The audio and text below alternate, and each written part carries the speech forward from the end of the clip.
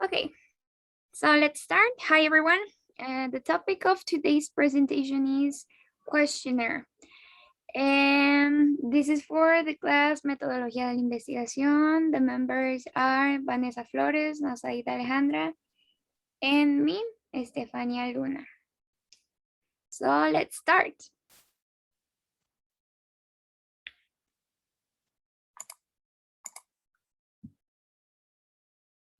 Okay. First of all, we have to start with the question, what is a questionnaire?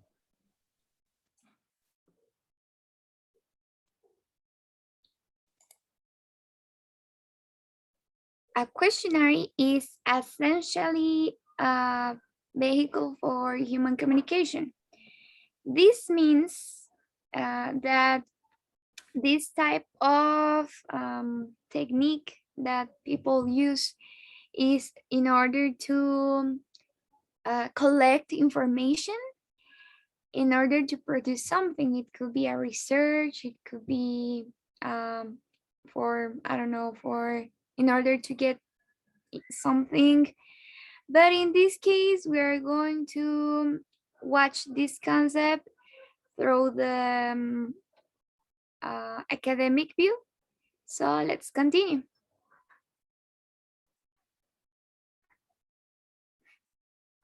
Okay, now there are two types of questionnaires, and let's begin with the close response. Okay, here we can find two key points on this concept. So first we can highlight that this type of questionnaire only require respondents to select their answers from a limited list or section. And the other one is that the purpose of closed response items is to collect numerical data to determine the differences and similarities among items and categories of items using statistical analysis. Now let's continue with the open response. Well, here in the open response, we can highlight three key points. The first one is that those that require, well, that open response are those that require respondents to answer in their own words by writing in a space that is provided. The second one says that these type of questionnaires provide a way to find out in a non-constructed manner what people are thinking about a particular topic or issue.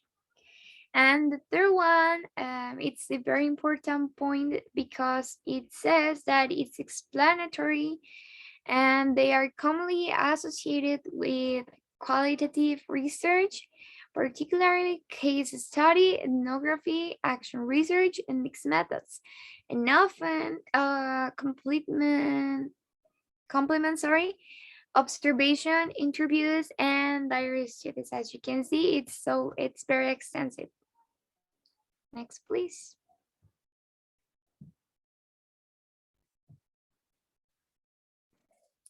Okay, so then let's continue. Part of the open response questions, we are going to divide those into different types. And the first time is the filling items. And these filling items is also divided into different categories. So let's take a look to the first category, or the first type, sorry. But before we go, let me provide you the definition of what are fill-in items. Those fill-in items basically require the respondents to provide just like small bits of information, short answers, as the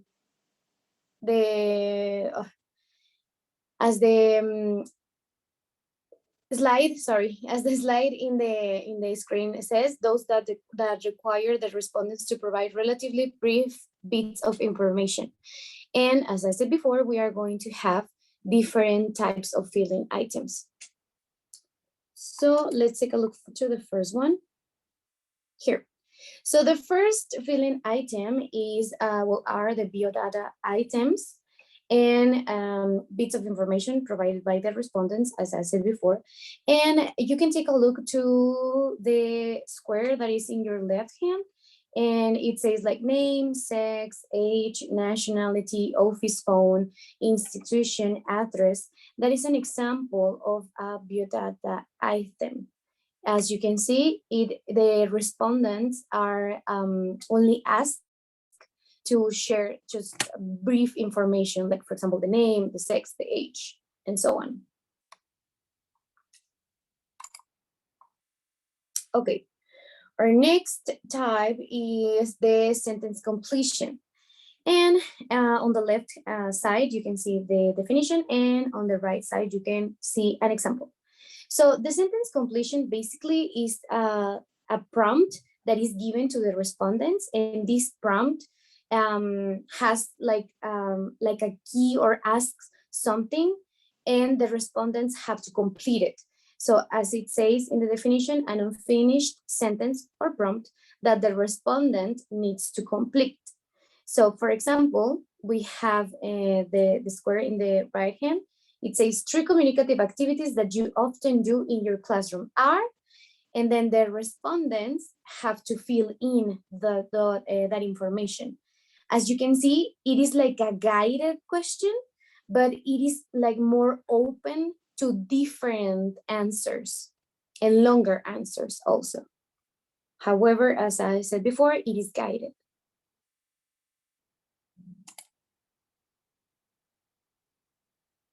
Okay, now, then we are going to have the short answer items.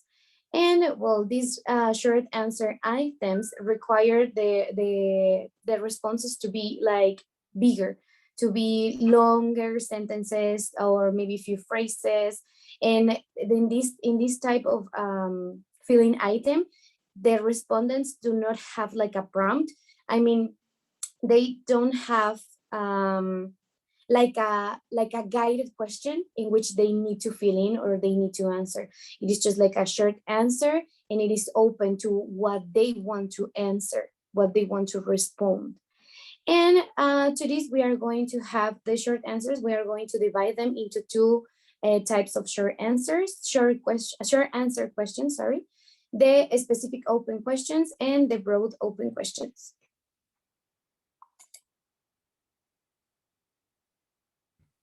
Well, now, as Vanessa mentioned before, these short answer items are divided, and in the next slides, we are going to see that division. Okay, let's start with a specific open question. This asks about particular pieces of information answered in one or two lines explicitly marked on the questionnaire with dots or lines. Here we can find an example of what is a specific open question. And as you can see, it says, what type of English activities are your students most receptive to? So there's a line and there is a dot, and it's looking for a specific answer. And as you can see, it is short.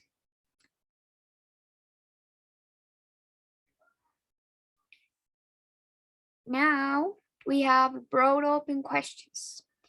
And these broad open questions are, well, involve deeper exploration of one and preferably only one issue. These generate more expensive and often predicted responses. Now, as we saw in the previous slide, um, here we can find an example. The example says, what do you use communicative activities in your class? Here's no line or dot because as the explanation says, this is deeper than the other type. So you can write as much as you want. And then we have another example. It's what do your students find most challenging in preparing For the university entrance English examination, the same as the first question, it is more expensive and it's unpredicted.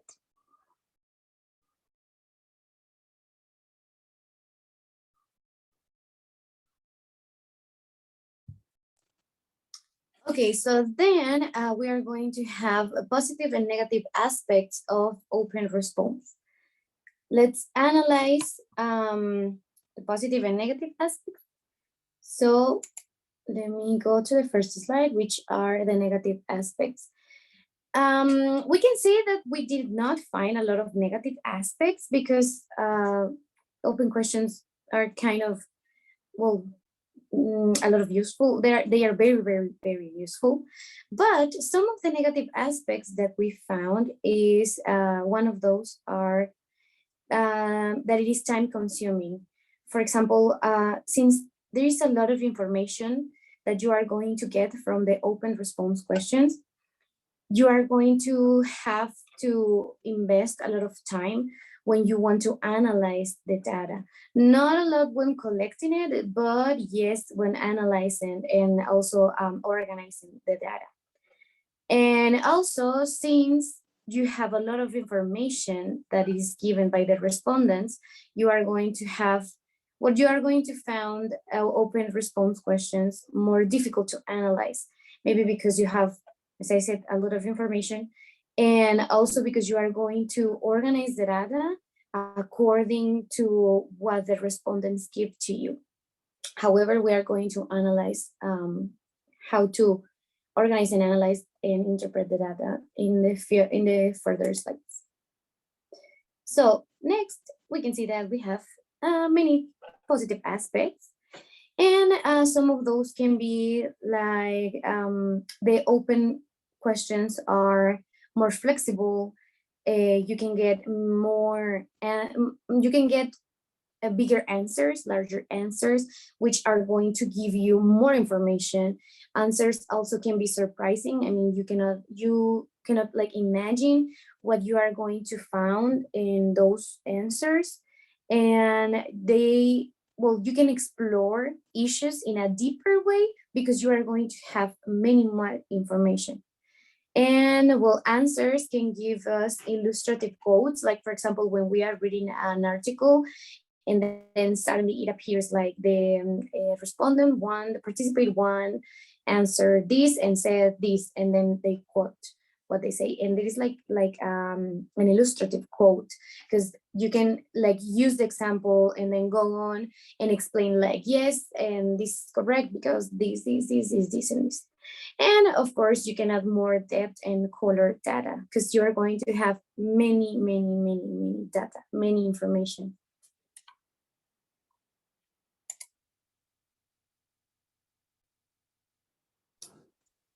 Okay, so after designing your questionnaires, then you have the time of collecting your data. And here the author proposed different steps in order to collect them. So the step one is select your sample, typo, sorry. Step two is writing the items, and by items, we are referring to the question per question. One item is one question. Step three is formatting the questionnaire effectively. And step four, administering your questionnaire. Next, please, Vani.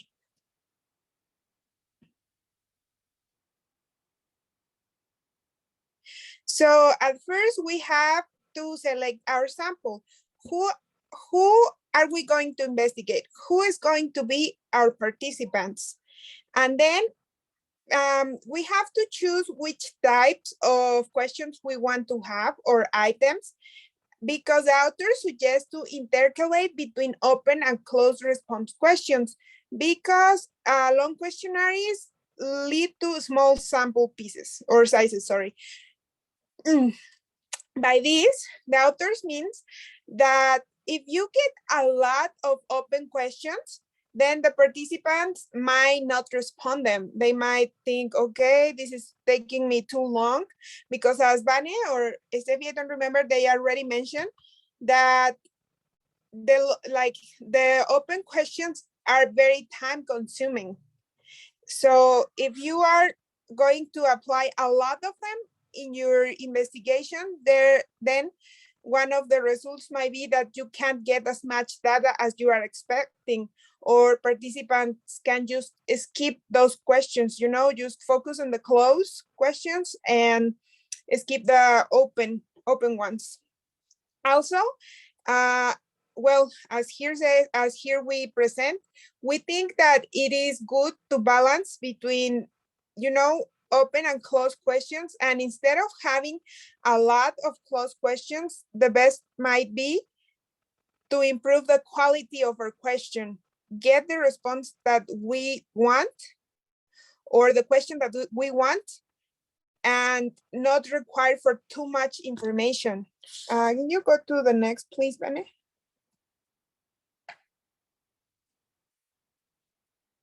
So here we go with step 2, grading items.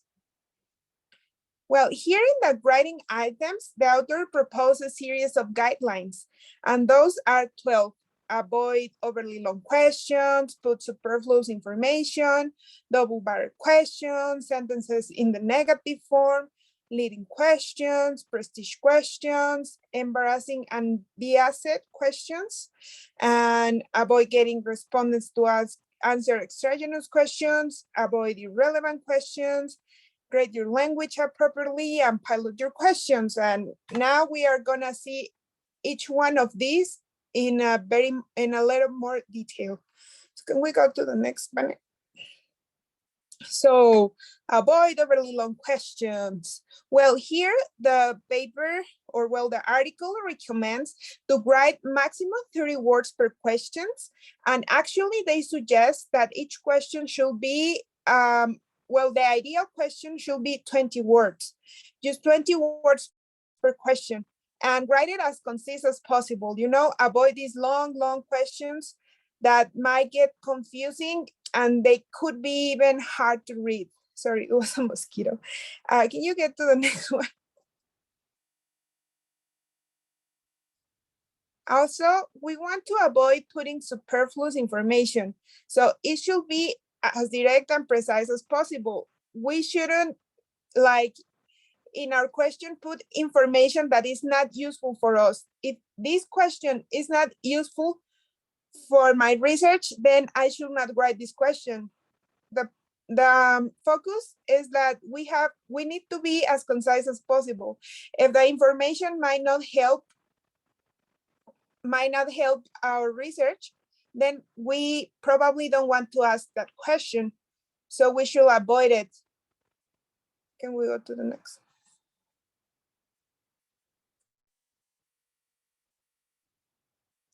And then we have avoid double barrel questions. And this means that we have to focus on only one issue at the time per question, because sometimes we might not think about it, but if we ask 2 questions in one, then we might just get the response of one, or we might get information that we really don't want to have. So as I already mentioned before, we have to be as concise as we can. So this is why we have, if instead of writing one question that asks 2 things, it might be better to ask 2 questions instead. So avoid asking, for 2 different type of information in the same question.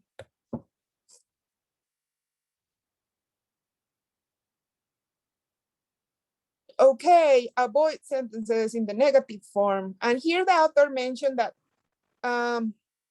if we write a question in its negative form, it might be not answered correctly, because probably, well, what they mentioned in the article is that probably the participants will avoid reading this negative form and just answer it as positive, because it make it confusing. Also, double negatives, they are confusing for definition. They are confusing by speaking. So in a question where participants are reading a question fast, they might skip the essence of the question. So that is why they suggest not to use the negative form, or like not no, not, never, nothing, none, double negatives, or the prefixes no, un, il, I'm, none, and this that lead to negative questions or negative words like disliking or non-successful, things like that. Can we go to the next? Okay, avoid leading questions. These, well, here the authors propose that you shouldn't ask questions that lead the participants to answer certain thing, you know? For example, do you study every day? And the participants, in order to respond something that makes them look good, they will respond, oh yes, I study every day for 3 hours in a row and I don't make pauses, things like that. And they might not be true, but they just might be ashamed of answering like, oh, sorry, I only study one time per week. So the author like says that avoid that kind of leading questions because anyway you are not getting honest responses, or you couldn't be like 100% sure that the students wouldn't ask what you want them to answer.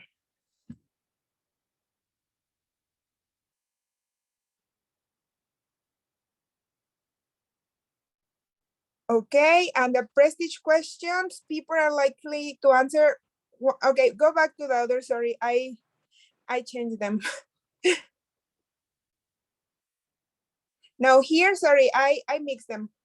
Now can go back to the other. I will explain this one shortly. Okay, no, I missed them, sorry. The leading questions are the ones that lead to a particular answer to a particular topic.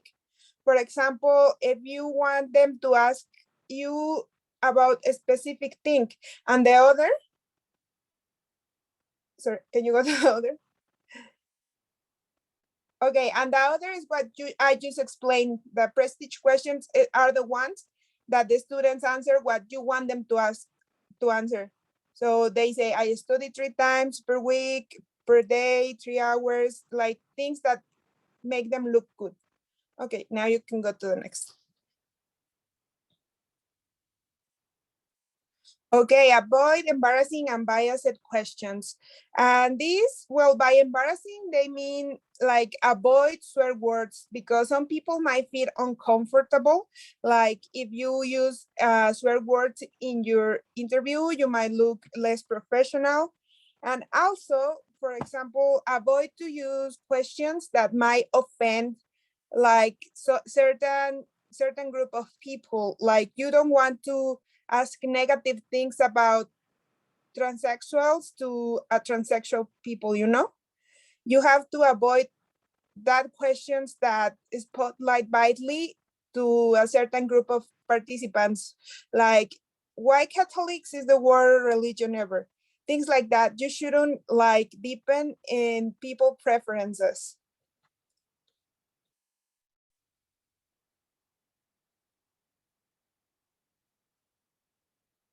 Okay, so avoid getting respondent to answer extraneous questions. This means that you should group your questionnaires. You know, you have to have different type of questionnaires for different group of people. For example, if you are interviewing or asking questions to students, teacher, administrator, then you have to classify your questionnaires. The student questionnaire for students, teacher questionnaires for teachers, and administrator questionnaire for administrators, because you wouldn't have useful information if you ask a student questionnaire to teachers, because they are not getting the responses that you need.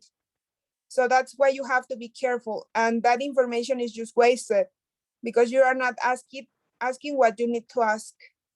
You have to cluster your groups, teachers, students, administrators, and classify each information.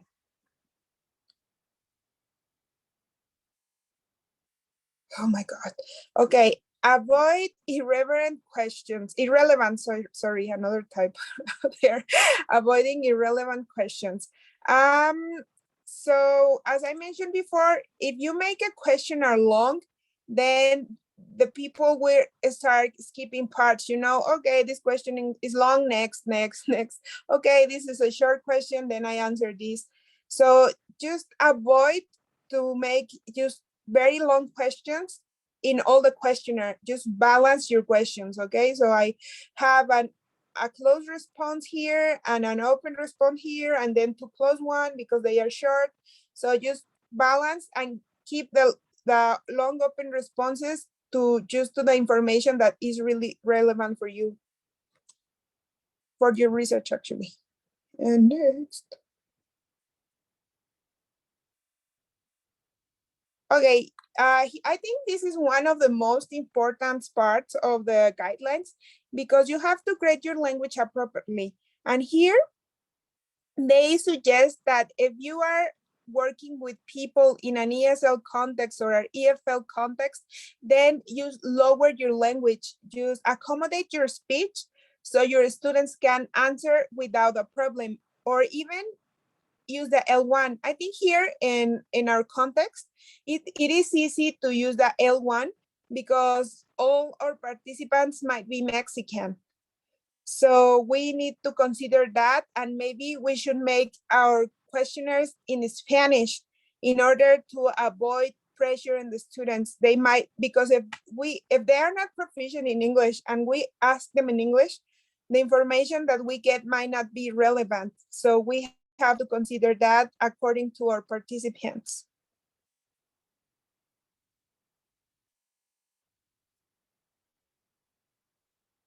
Pilot your questions. Okay, this is, you have to get feedback from from other researchers, colleagues, or potential respondents, because they look at your question from different perspective. You might, for example, think you are asking something, but you give the questionnaire to the participant and then they understand something different. So that is why you have to, like, before you actually implement the questionnaires, get feedback from your peers, from your teachers, from other researchers, and from the participants. And next. Okay, collecting your data. Step 3, formatting the questionnaire effectively. Okay, so here they suggest to organize well your questionnaire and the sequence. Don't, for example, if you're asking about certain thing, then all the question about that topic of that part of the research should go in the same category. And if you are asking something else, then the next category of questions, you shouldn't put one question from one category and then one question from the next category and then one question from the next category. You should avoid that because then students might get confused and you are not organizing well. You need to group your questions. Next. Okay, step 4, administering your questionnaires. Well, here the article mentioned something, but send them in the post mail, but I think nowadays nobody use the post mail anymore, or it's not as fast and secure as, the media. So you should like decide which tools are you using to administer your questionnaires, by email or posting them online, or make them an online questionnaire when you can share the link, or giving them in person, or organize structured or semi-structured interviews where you can, organize better your interview and have face-to-face interaction to the participants. You have a lot of options, and actually I think you could even get through Facebook, Instagram, WhatsApp, and things like that. You can use resources as that to collect your data and administer your questionnaires. And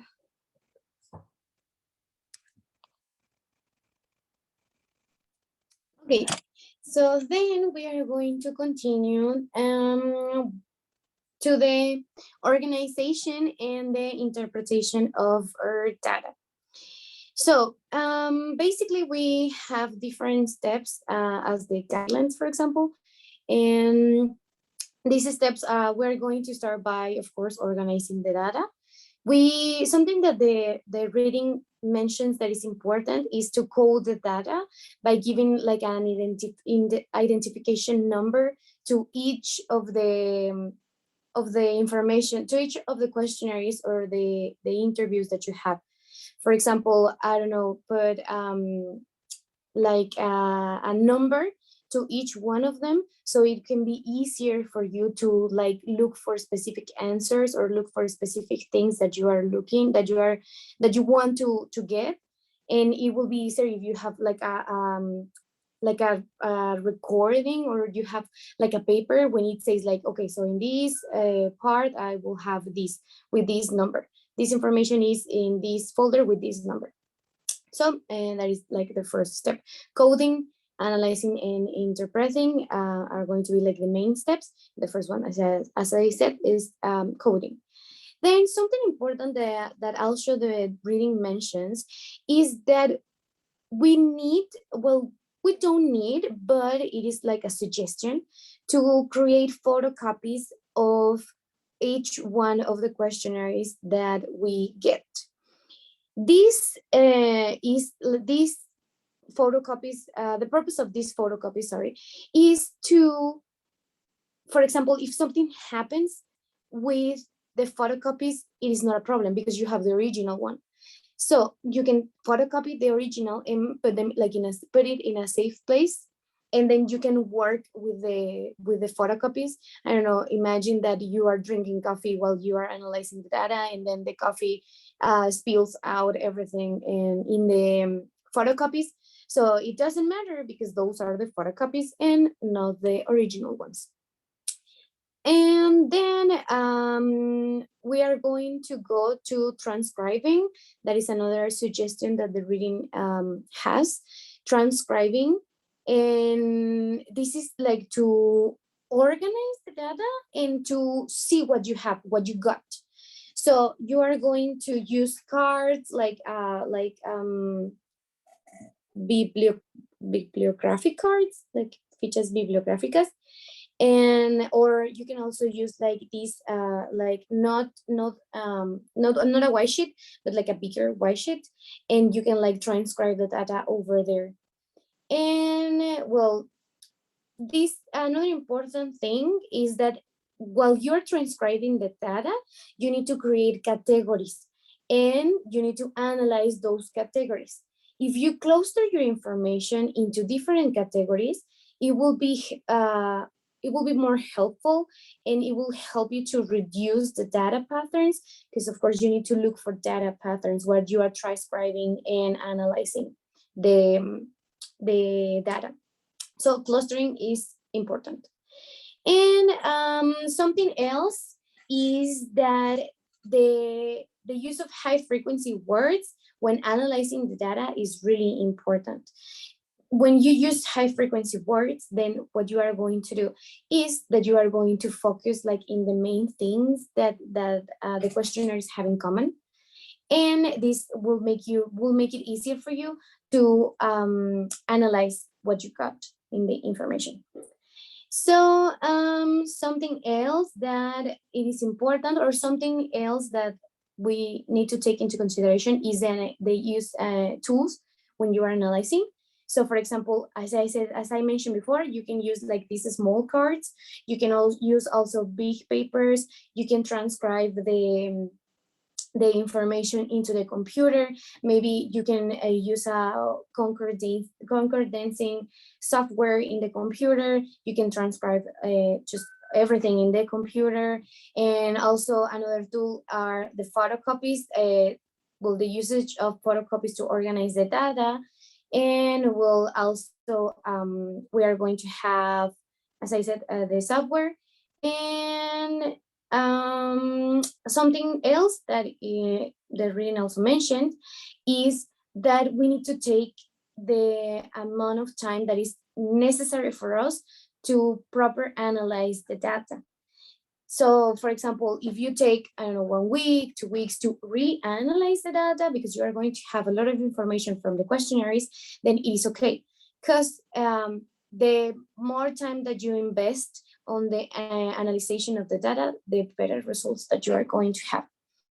And finally, well, use whatever works best for you, because at the end of the day, you are the researcher and you are the one that is going to be working with all those, with all the data, with all the information. So you need to use what best works for you. Okay, so now presenting the findings. So we already saw what is like the data collection, the organization of the data, and now we are going to present the findings. Then the first thing that we have to do is to make a description of the respondents, like for example, the context and the sampling method that you use, like the introduction, and like all the steps that we have been discussing through the classes this semester. And of course, we need to give an explanation of the rationale for like the main focus of the research. We need to give like all the context to our readers. And something that I find very important is that we need to have our ideas really clear, so our readers understand what we are trying to express. Well, we need to have a factual description of the questionnaire. We need to have details about how we did the questionnaire, how we like pilot it. Then we need to explain the procedures that we use to like organize and administer the questionnaire. Also the limitations of the study, and the description of the questionnaire, and the ethical issues that we addressed during the questionnaire and during all the gathering information and that stuff, basically during the research.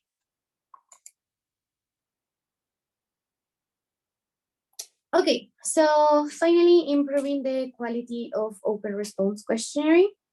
So we already saw the 12 guidelines, and what we can like sum up with is that we need to limit the number of open response items. We also need to make open response items optional, because if you don't make it optional, then you won't have a lot of information. And what we want when we are using this type of technique, this method, is like to gather the most information that we can. The more, the best. And so that's why you need to make the open response items optional. And also we need to put the items at the end of the questionnaire.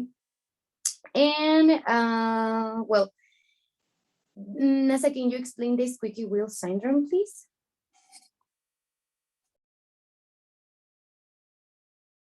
Yes, I just will explain it very quickly.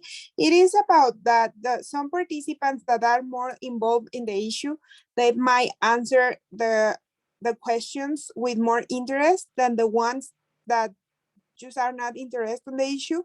So if the ones interested on the issue answer that, and the ones that are not doesn't answer, then you just will get the opinion from the ones interested, and you won't get opinions from the ones that are not. So you only will get that kind of participant, that kind of information. That is the squeaky wheel syndrome, and that's pretty much their basics. Thank you, Nasa.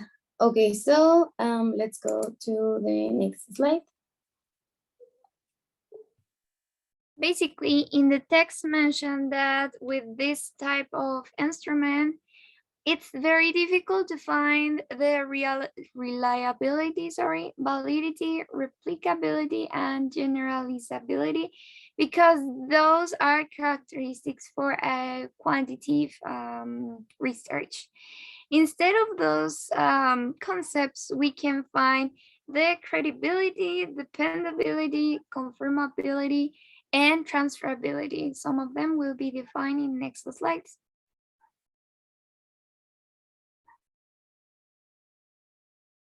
First of all, let's define what is credibility. Let's do this very quick. It's prolonged engagement, persistent observation, and triangulation. Here we can find that in this concept, the researchers should maximize the accuracy of how they define concepts and how they characterize the people. Next, please. Then we have the last concepts, that is dependability, which main key points are that the researchers should account for any shifting conditions, overlapping methods, stepwise replications, and inconfirmability. We have that it maintaining precise data records and keeping all data for additional scrutiny. And for transferability, fully describe the research design as well as the context and conditions of the study.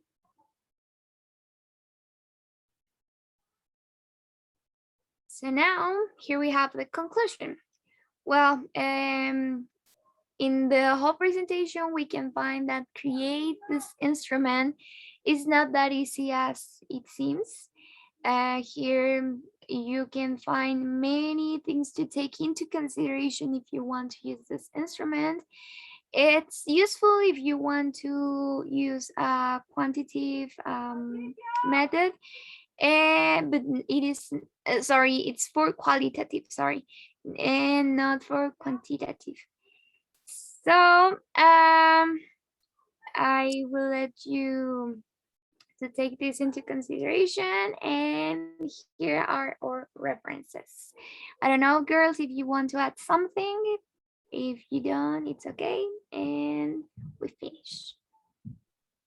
That's pretty much it. But Yeah, we're done. Thank you so much. Thank you. Bye.